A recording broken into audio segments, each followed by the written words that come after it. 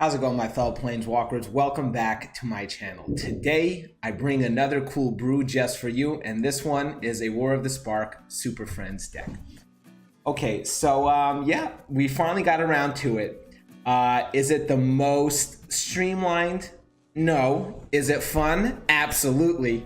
So basically, yeah, I threw together over here a Superfriends deck. The main way I plan on winning this game is with essentially the tokens that some of these super friends, these planeswalkers create, and yeah, hopefully whittle away slowly at my opponent's life, and that's how I'm going to grab my victory. We also have a couple of proliferation elements in this deck just to speed things along. So yeah, let's get right into the breakdown. Before I do, want to give you guys a reminder to hit that subscribe button. Okay, so we have 3 copies of Grateful Apparition. By the way, this card is absolutely amazing. This works out very well in any form of proliferation deck. Yes, he's very easy to be removed earlier in the game, but if you could get yourself a 1/1 counter on him, and then every time he attacks, he proliferates, it gets out of hand really quickly. Also, it makes your opponent have to waste removal, so this is great. For a 2-drop 1/1 flyer, which is hard to defend against, it's a great addition to this deck. So we have 3 copies of the Grateful Apparition, 1 copy of Teo the Shield Mage. The reason why I'm paying Teo the Shield Mage is I wanted some lower end cost planeswalkers, very simply because sometimes I'm going to have to do Urza's Ruinous Blast in a pinch, which exiles all non-land permanents that aren't legendary. So I want to have a legendary permanent on the field so I could go ahead and cast it, because this happens to be a legendary sorcery itself. You cannot cast it unless you have control of a legendary permanent. So then we have 1 copy of Teo the Shield Mage, 1 copy of Tybalt. As I said before, this is great. I want to create tokens. When it comes to planeswalkers, what I like the best about planeswalkers is the tokens that they create. So a planeswalker who could essentially defend himself is a very good planeswalker in my book. So then we have 3 copies of Evolution Sage. This is another really great way to proliferate. Every time a land hits the battlefield, you're going to proliferate, which is great. By the way, those of you guys who do not know what proliferate does, is it takes any permanent that has a counter, you could add another counter of a counter that's already there. So planeswalkers, they have loyalty counters, so anytime that you proliferate, you're going to go ahead and be able to put another loyalty counter onto that planeswalker, which either makes it hit an ultimate quicker, maybe you get an emblem. You have a couple of ways you could play this. Then we have 1 Dovin Hand into Control. Dovin Hand into Control is actually a really good card in this deck. I only have 1 copy, so unfortunately 1 copy is going to have to do for now. The reason why it's a great planeswalker is it's -1 ability. It's a -1. So remember, if you're minusing 1 and you proliferate 1, essentially you're remaining the same. And what it does is it makes artifacts, instants, and sorcery spells your opponent's cast cost 1 more to cast. So that's great. Anytime you're making your opponent have to pay more than his typical cost, that's really huge. And then until your next turn, prevent all damage that would be dealt to and dealt by target permanent opponent control. So essentially, you could neutralize a threat of their opponents indefinitely, so long as you could proliferate at the same time that you have Dovin. But otherwise, even if you can't proliferate, you have 5 turns to neutralize a threat. And for a 3-drop, this is really great because it really slows down your opponent's schemes. Then we have 3 copies of Saheeli Sublime Artificer. This card happens to be a massive MVP in this deck, because it comes in at 3. Once again, it gives me access to Urza's Ruinous Blast. Number 2, I am running, I believe, 22 Planeswalkers in this deck. 22 Planeswalkers in this deck.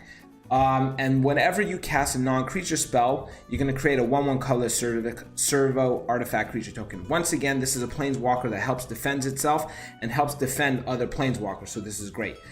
Then you also have its -2 ability, which is also really cool in this deck, because basically what you do is you target an artifact you control, which you create artifacts by playing other non-creature spells, which you're playing plenty of planeswalkers, so you're going to be having plenty of chump blockers, artifact chump blockers. But basically I could pay this -2 and I can make that artifact a copy of any other creature I control. If I have a Grateful Apparition down, I could go ahead and copy one of my tokens into a Grateful Apparition, so now it has flying as well as proliferate when it deals damage, and then once again the proliferation just goes up. So Saheeli Sublime Artificer is great.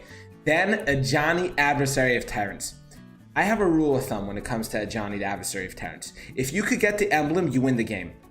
If you get a Johnny's emblem, you almost certainly win the game, unless, let's say, your opponent's playing an Ethereal Absolution, which it neutralizes the tokens as they hit the field, but otherwise you win the game because you just go wide, wide, wide, wide.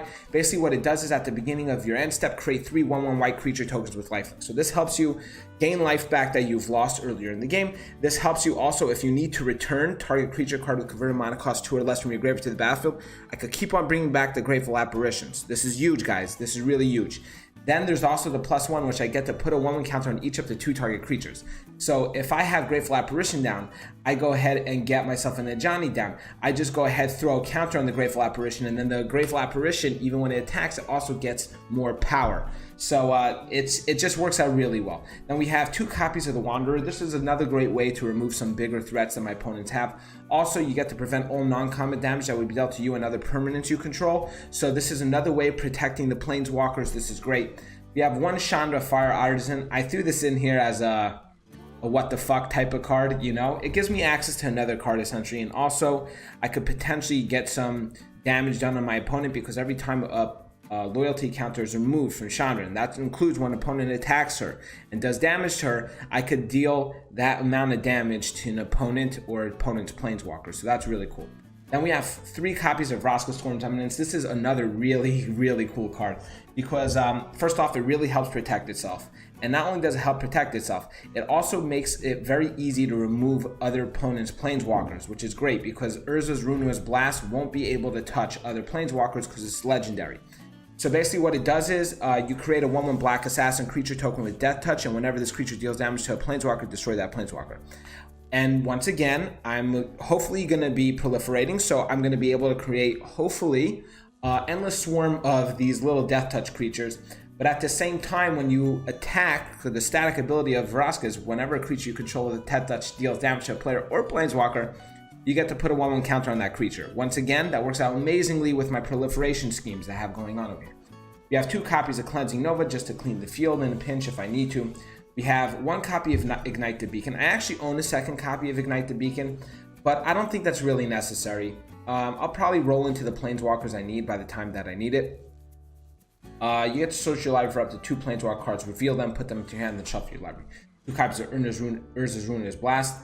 Then we have 2 copies of Sarkhan the Masterless. Sarkhan the Masterless, this is another win condition in this deck. Basically, if you have, say, 4, 5 Planeswalkers down on the field, which, by the way, playing this deck is a very, very realistic goal. You could just throw him down, do the +1, and then all those Planeswalkers become 4/4 red dragon creatures and gains flying. So that's very powerful. That's really intense. Also, if I don't have and I just have a Sarkhan down, I can always create the token, which is another way of protecting himself. Because whenever a creature attacks you or a Planeswalker you control, each dragon you control deals 1 damage to that creature, and his -3 abilities, you get to create a 4/4 red dragon creature token with flying. This is another way of helping protect yourself because let's say your opponent has a bunch of little tokens that are 1/1s.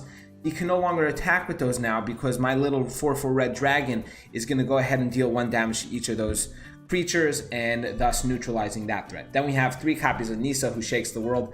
This is another really great way of winning this game because essentially what I'm doing is I'm creating myself 3/3 creature tokens. They're actually lands that have 3 1/1 counters on them.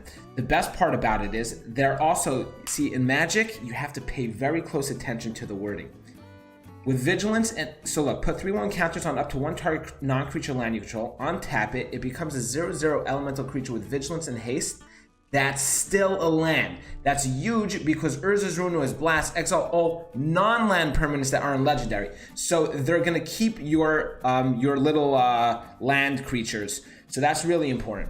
Then you always want to go for the emblem over here. You get an emblem with lands you control have indestructible, which is important because we are running Cleansing Novas. I'm running 3 copies of this because sometimes right when I hit 8, I'm just going to go ahead and get the emblem. And then with my other Nissas, I'm going to go ahead and produce more 3/3 creatures which have indestructible now. So that's typically how I play it. Then we have 1 copy of Vivian Reed. This is another great way of ridding enchantments, creatures with flying, and artifacts. And then we have Huali the Warrior Poet. As I said, it's always great to be able to create tokens, and she creates a 3/3 green dinosaur creature token with trample. Also, I could do damage. Look, minus X. Wildly Warrior Poet deals X damage divided to choose among any number of target creatures. Creatures dealt damage that way can't block this turn. This is another great way of doing some removal. As well, as I said, I'm proliferating, so I'm going to have, hopefully, plenty of loyalty on her, and then I could be able to deal damage as I see fit. Also, I could always just go ahead and do the +2. You gain life equal to the greatest power among creatures you control, which is great. You have an assortment of lands, but the most important land in this deck is Interplanar Beacon. Interplanar Beacon, basically what it does is whenever you cast a Planeswalker spell, you gain 1 life, which, by the way, is super important in such a deck, because they can tend to be a bit slow. So you do need to be able to gain as much life as possible. And also, I could pay 1 mana and tap, add 2 mana of different colors, spend this mana only to cast Planeswalker spells. So this is really, really easy. It helps you really get your mana fixing that you need to produce the Planeswalkers that you want at the time. Okay, I actually made a mistake over here. I'm not running any blue. I don't know why I put Hinterland Harbor and Sima Guildgate. Let's just hit up real quick my land bases and see what would be a better fit. I might as well just go ahead and put some more basic lands and call it. I think actually I'll go for another green, very simply because I want to, when I do Nisa's ultimate, to have as much force as possible. But okay, anyway, that was enough for the deck tech. Here's War Super Friends round 1. Let's get into some of that gameplay. Oh yeah, we want to see this. This happens to be a really great start, because we could hopefully go into Grateful Apparition, off into an Ajani's Adversary, give the 1/1 counters, and with Grateful Apparition, hopefully be able to get this emblem real quick. I'm also going first, so absolutely keeping this hand. Yeah, this is what you want to be seeing. Start. Oh, and he had to mulligan. That's always good. I also saw some article today about some London mulligan rule. I'm not really sure what that means, but apparently they're changing the mulligan rule now. I don't know if that's going to hit Arena anytime soon, but definitely something worth looking into, guys. Oh, we're probably going to lose the Grateful Apparition right now. This is fine because we have Urza's Rune as Blast, as I said. Actually, this may not be fun, but okay, perfect. So do I want to attack? I might as well attack because I don't intend to defend. Yes, this is really great. The next turn I'm going to hit off the Ajani. I'm also going to gain 1 life, which is always nice. I know that we could be expecting to see heroic reinforcements in this deck. This deck happens pretty quickly. Maybe next turn we're going to see heroic... Oh, shit. Oh, he attacked? Will I survive is the question. Will I survive the heroic reinforcements that's inevitably coming this coming turn? But we have to do what we got to do. Over here, I'm going to attack. I'm going to get plus. Okay, so we're going to obviously proliferate. This is great. So now this has become a 3/3. So he can no longer get rid of it with the Fanatical Firebrand. If he falls short right now with... if he falls short on a land and he can't produce a heroic reinforcements... Oh, yes, wait a second. So here's the thing. So he's probably going to swing in everything he has on the Ajani, which I'm going to lose the Ajani. So I won't be able to play that. But I'll have a Saheeli next turn. The problem with Urza's Runer's Blast is that I can't go ahead and fire it off unless I have... Oh, this is just great. This is absolutely just great. I'm pretty sure I win. Yeah, I win this game simply because of this. So I'm going to go ahead, swing in with this. Okay, wait. If he has a Lightning Strike, it's a different ballgame. Response deals 5 damage to target attacking, blocking creature. Okay, so that slowed me down. I was gonna hopefully... that's a shame because I was really hopefully gonna get off the emblem right now. I could always bring it back also if I wanted to. I think maybe I'll actually bring it back. Yeah, so I'm gonna go ahead. I'm gonna exile all his shit. We may see conceding right now. That's quite possible. But I'm going to go ahead and bring back... Yeah, okay. He fell short. He probably did have a heroic reinforcements in hand, but he got mana screwed. That worked out for me. Okay, so that was pretty cool. You see how the Ajani works out very well with the Grateful Apparition. Oh, nice. Okay, we might as well pop this pack. It's always fun. I'm actually looking for wild cards. Okay, that's a rare wild card, but I need a bit more uncommon wild cards. And Enter the God Eternal. So this is my 3rd copy. This is great. Unfortunately, you know, I made a Amass deck. If you guys are interested, I'll put the link below. But unfortunately, I find it's really not a very strong mechanic. Yeah, so this is not a very strong beginning. Not a strong beginning at all. Could I get away with this? This may be a bit troublesome. I'm not going to go any lower than this, though. Okay, that's great. So we have a Grateful Apparition, which is important. I'm starting to think that even maybe 4 copies is necessary at this point.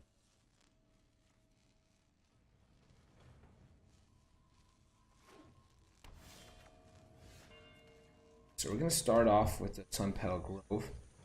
Swing into the Grateful Apparition. It's always great to have also Grateful Apparition down with Vraska. So this Grateful Apparition works very well with these Planeswalkers. The problem being over here is I'm stuck on some red land. I really don't need that much red land. I really only need it for my Sarkans. You know, the Tibalt, I could always get it off with just Interplanar Beacon. But we'll find out. So it seems like it's some form of Boros deck. Oh, look at this. We literally just played this deck. Oh, this is also nice. So we have ourselves an Evolution Sage, which would also work out very well with... Okay, so what I want to do is I actually want to top deck right now a Plains. If I could get a Plains land, that's great. So I'll play that now. Go to Evolution Sage. Drop ourselves Johnny Adversary of Tyrants. Then hopefully with the Evolution Sages... every time I drop a land, it's just going to keep on proliferating everything up, which would be great if that could happen. Unfortunately, we are going against Boros. I don't think the Grateful Apparition is going to last very long. This is another Heroic Reinforcements type deck. There's no doubt about it. So I'm going to have to let that hit. You know, Interplanar Beacon would also be just fine. Yeah, this is for sure a Heroic Reinforcements type deck. Oh, beautiful. The gods have listened to my prayers. Okay, so this is nice. I'm going to attack. I have to attack because I'm not going to defend. I want my Grateful Apparition. And then next turn we're going to the Johnny. I think that's what we need to do. Okay, so we just lost the Evolution Sage, which is a shame, but we still do have the Grateful Apparition.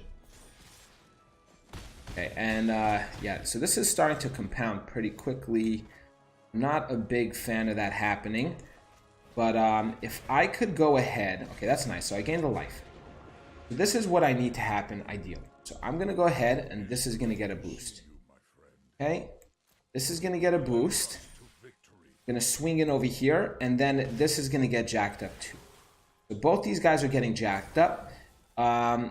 If he has a response or whatever that thing is, does 5 damage to target attacking or blocking creature. Wait, do I lose? Yeah, I lose the Ajani right now, which is a shame. Which is a real shame. I was hoping he would have made the same mistake my prior opponent made, which would have been... You know what? I think we're just going to slow this down just one little bit, so I could go ahead and get myself another bit of proliferation. And now, this guy's starting to get out of hand. This is what I was talking about before. He's now a 5/5 flyer. This 1/1 became a 5/5 flyer in the span of, what, like 3 turns? He's going to just attack with that. Beautiful. So he fell short also, just like the prior opponent. And, oh, just beautiful. Absolutely beautiful. Now we got a Vraska Swarm. We're also gaining life off the Interplanar Beacon, which is super important, as I told you before. And now we're going to go ahead and proliferate. And, yeah, I can attack with that. So beautiful. So now this guy, essentially I created a token for free, and I'm going to be able to hopefully keep that rolling. And whenever I deal damage with him, he gains a 1/1 counter. This is just great. If he attacks with the Vanguard, I'll just black off with here. I'm not liking that he's gaining life. This is just beautiful, fellas. This is absolutely beautiful. I'm not worried one bit. And this is with this deck being pretty janky, mind you. Yeah, create another token. Might as well swing in on the off chance that he... I mean, he will block it. It only makes sense to block. I think it would be a bit stupid to let it get a counter on it, especially when he sees me proliferating like this. Yeah, that was to be expected, but as I said, I'm proliferating, so what's the big deal? Absolutely. And, I mean, I think I'm going to go ahead and get cocky and say that this game is probably mine. He could do a Justice Strike on my Grateful Apparition, but I don't think he has it. Oh, this is just getting better, guys. It's just getting better. Okay, so now Vraska Swarm, we're going to hit up the Nissa, who shakes the world. This is going to produce a 3/3 creature with tokens. I'm also gaining life back with Interplanar Beacon every turn. And now we find ourselves with three little... which one I would do? I'll do it to... I don't really need it. And might as well produce myself another token and just go wide. I really only have to swing in with the Grateful Apparition. I'm pretty sure, unless he has a Justice Strike, that this is going to take the game. Or he may seal it away, I guess. Or settle the wreckage. Actually, he had a few answers to this. Yeah, okay. So that was nice. That was beautiful. This would have proliferated. The Planeswalkers would have proliferated. This is... okay. So perhaps this deck is a bit more better than I thought. All right, so we'll just go ahead and do one last right now. I believe that we showcased the effectiveness of this deck pretty well so far. I am going to keep this because I do have a Johnny, Huatlis, and stuff that produce tokens. It is going to be a bit slow. It's going to be a close run thing. You know, something also very interesting that's been happening lately. I don't know if I'm the only one who's experiencing this. I've been getting booted out of the server. Like, I'll be playing a match, and then it'll give me, like, an error, like, lost connection to server, reconnect, and then I'll have to reconnect and then log in my credentials again, and then get back in. I don't know if it's something to do with my internet. I don't think it is, because, you know, my internet's working otherwise just fine. But it's been happening a lot. If you guys have been experiencing this, throw it down in the comments. I'm curious if it's something on the Arena client's end. At least I'm going first. I think I'm going to hide to the last moment that I'm running a Planeswalker deck. I think I'm going to throw down the Interplanar Beacon only when it's necessary, like right before. Oh, another Burrows deck. Jesus. What is going on over here? This is crazy. I do want to top deck a land right now so I could hit my Ajani on curve. And then if I could go into Hawaii... okay, so at least it's now... it's more than just a Burrows deck. But I don't know if I'm happier about this or less pleased. We may see some hand hate. Fanatical Firebrand. Okay. Interesting. So this could be... oh, wow. So this is a... he's going to ramp right now. Interesting. I actually love Skirk Prospector. I've made 2 decks using Skirk Prospector as a ramp element in mono red. I've done this also in a Sarkhan deck that I've made, which was pretty cool. So. Oh, shoot. I can't even play the Evolution Sage. I forgot. This is only for a Planeswalker, guys. Well, here's to hoping that I'm going to roll into another land. This is a bit slow. I don't like that this is this slow. I do have Urza, which is great because it'll exile everything, so long as I could get it off. I really do need to hit a land. Okay, beautiful. We hit another Interplanar Beacon, so that works out fine. I'm going to gain 2 life, which is also super huge right now. And I'm just going to go ahead and do his +1, which is fine. Yeah, I think that's fine. So next turn, I'll probably drop the Huatli if I can. If I could get away with the Huatli, I will. And yeah, this is good. So I at least will only be able to do 3 damage to me. I'm not too happy about that, but that's we'll deal with it.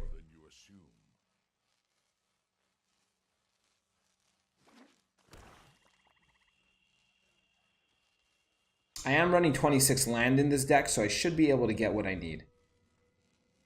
This is such a funky brew, though. Skirk Prospector typically works out best when you're playing a lot of goblins. I wonder what's the angle he's going for. He may be able to shock this, which... interesting. Interesting. You know what? Do I go ahead and just Urza it right now? Do I go ahead and do that? Actually, no. Because these guys, at least the 1/1s, will fall prey to what I'm about to do. Yeah, I think I'm happier with this decision I made. So I'm going to go ahead and I'm going to produce a flying token. Then I'm going to give it a 1/1 counter by a Johnny, which is going to make this guy... I may have to lose the Johnny, unfortunately. But, so he has 2 Death Touch guys, so he could choose to wipe this guy off. If these guys attack, they're going to fall prey by my dragon over here. Yeah, so I'm going to allow the Sarkhan to die out. It needs to be done. I want him to make this mistake of attacking with these 2 guys. He probably won't, though.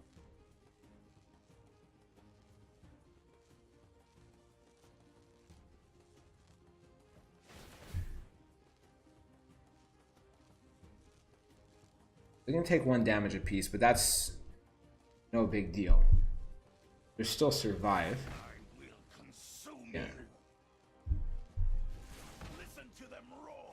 I'm going to have to let that happen, I think. Wait, let me think. Do I need to let that happen? No, I'm not going to let that happen. The reason why I'm not going to let that happen is because I think I'm just going to go ahead and do Urza's Ruinous Blast now. And this would be exiled anyway because it's not legendary. So at least now I saved myself. Ooh. That was stupid of me. I mean, it doesn't really matter, I guess. I was going to go ahead and Urza it.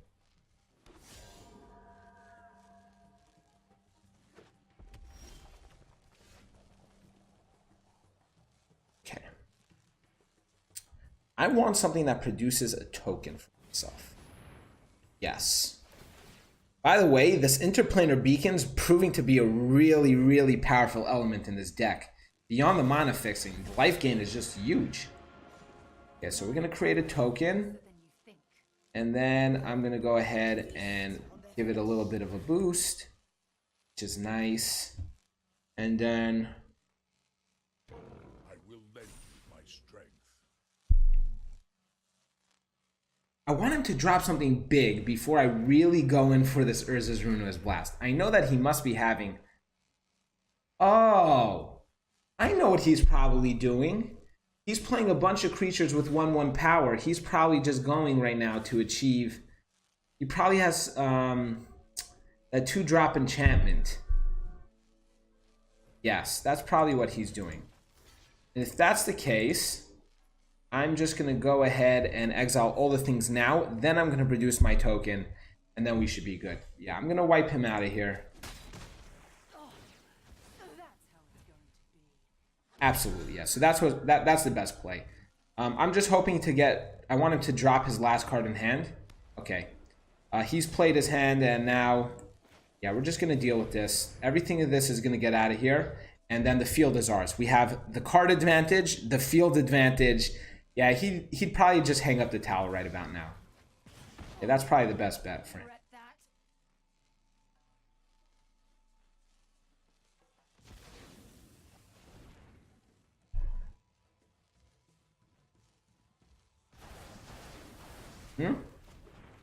Okay, I'll produce myself a little something. Give it a little jacking up, and yeah, we're well on our way to the token over here. I think that if I draw a land next turn instead of dropping another Planeswalker, although it may be a bit juicier to go ahead for the Sarkhans, I think you know what?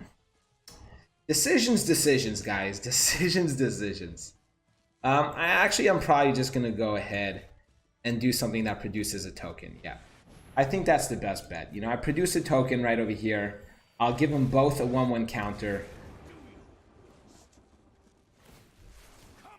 Okay, we'll give it both 1/1 counters. You know what? Actually, I think I'll go ahead and create another token and then give that one a counter. Yes. We're right now prime position for some proliferations. I'm gonna attack like this. Yes, I'm gonna hit him for damage. He may block it out just to get another card. Okay, I guess he didn't want to do that. But I think the best bet right now is to draw a land. If I could draw a land, I'm just gonna throw down the Evolution Sage, drop the land, and get the emblem. I win the game. I mean, I for sure win the game now anyway, let's be real. But, yeah, okay. So, Dr. Lava Cake, you fought valiantly, but you couldn't compete, my friend. You could not compete.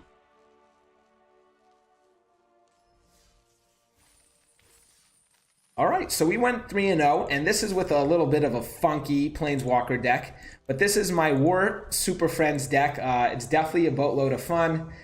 Drop in the comments below what you thought. If you liked this video, drop me a thumbs up. And if you haven't subscribed yet, hit that subscribe button. I come out with 3 videos a week, and I'm trying to build this channel. All right, guys, I hope you have a great day.